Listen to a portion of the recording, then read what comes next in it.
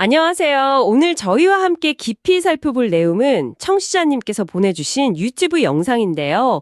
배승희 변호사 채널의 논평입니다.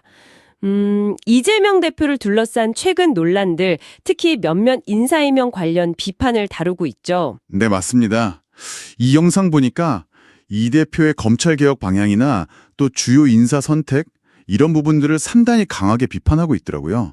이게 정치적으로 어떤 의미가 있을지 그런 주장을 펴고 있고요. 그렇죠. 저희는 이 영상이 제기하는 그 비판의 핵심 근거가 뭔지 청취자님께서 좀 더 명확하게 이해하실 수 있도록 한번 차근차근 짚어보겠습니다. 좋습니다.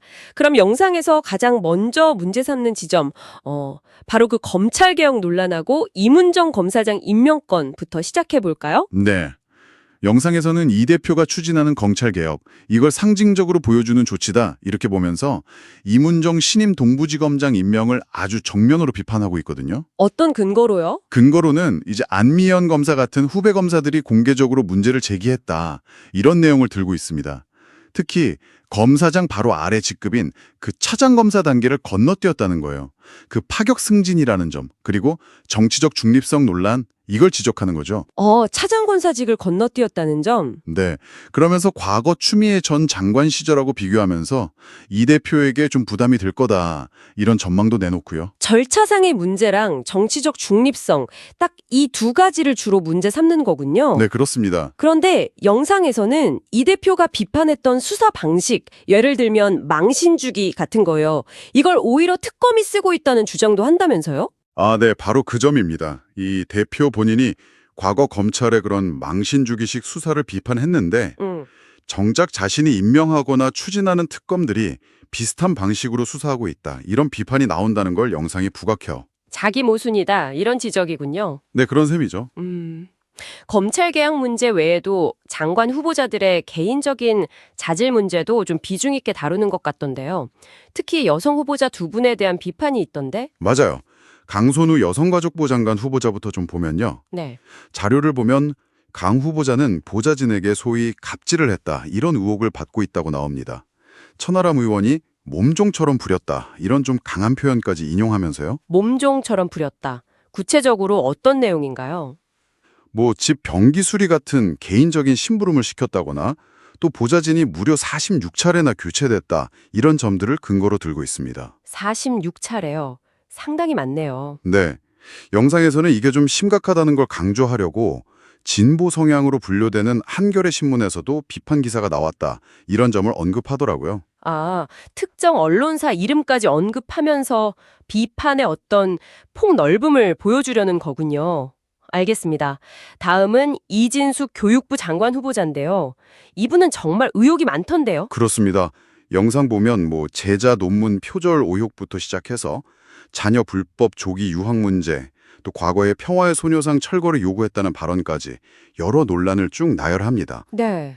특히 그 김건희 여사 논문 검증했던 범학계 국민검증단 있잖아요. 네, 기억납니다. 거기서 이 후보자의 연구 윤리 문제도 지금 검토 중이고 곧 결과를 발표할 거다, 이렇게 전하고 있어요. 그런데 염증대서는 이런 뭐 아닌데도 이 대표가 임명을 강행하려는 거 아니냐, 혹시 그 배경에 무슨 거래가 있는 거 아니냐, 이런 의혹까지 제기한다고요. 네, 그런 뉘앙스로 주장을 하는데요. 명확한 물증을 제시한다기보다는 정황에 기반한 의혹 제기에 좀 더 가깝습니다.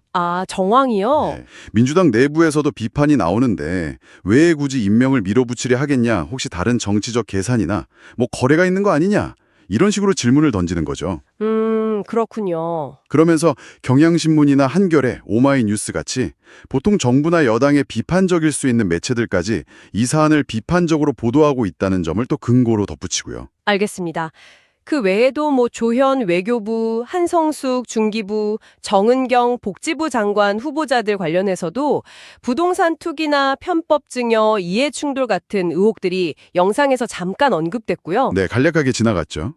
마지막으로 좀 결이 다른 비판 같은데 김종인 전 비대위원장의 대미 특사 임명, 이건 왜 논란이 되는 거죠? 이건 이제 이 대표의 외교적 판단, 그리고 인선 기준에 대한 비판으로 볼 수 있습니다.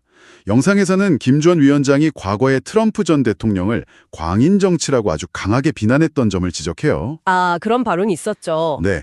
그래서 과연 트럼프 측이 그를 만나주겠냐, 특사로서 실효성이 있겠냐, 이런 의문을 강하게 제기하는 거죠. 결국 이것도 실리보다는 좀 측근층기기식 인선 아니냐는 비판인데요. 실효성 문제군요. 네. 이 역시 민주당 내부에서도 좀 우려가 있다, 이런 점을 함께 언급하고 있습니다. 네, 오늘 살펴보니 배승희 변호사 채널 영상은 이렇게 검찰개혁 추진 방식에 대한 문제 제기부터 시작해서 주요 공직 후보자들의 자질, 도덕성 논란, 그리고 외교 특사 임명의 적절성 문제까지 정말 다방면에 걸쳐서 이재명 대표를 향한 비판적 시각을 아주 집약적으로 보여주고 있었습니다. 네, 그렇습니다. 영상은 이런 논란들이 단순히 개별 사안에 그치는 게 아니라 이 대표의 어떤 리더십이라든지 국정 운영 능력 전반에 대한 의구심으로 퍼질 수 있다, 이렇게 보고요. 심지어는 탄핵 사유 누적이라는 상당히 강한 표현까지 쓰면서 정치적 부담이 커지고 있다, 이렇게 주장하고 있습니다. 저희는 일단 청취자님께서 공유해 주신 이 영상 속의 주장과 그 근거들을 중심으로 전달해 드렸습니다. 네, 이 영상의 주장처럼 이렇게 동시다발적으로 여러 논란이 제기되고 이게 만약 계속 이어진다면 이게 단순히 이 대표 개인의 정치적 입지를 넘어서서요. 당내 역학구도라든지 혹은 이 대표를 바라보는 지지층이나 또 중도층의 인식에는 앞으로 어떤 변화를 가져올 수 있을지 그 파장을 한번 가늠해 보시는 것도 흥미로운 관전 포인트가 되지 않을까 싶습니다.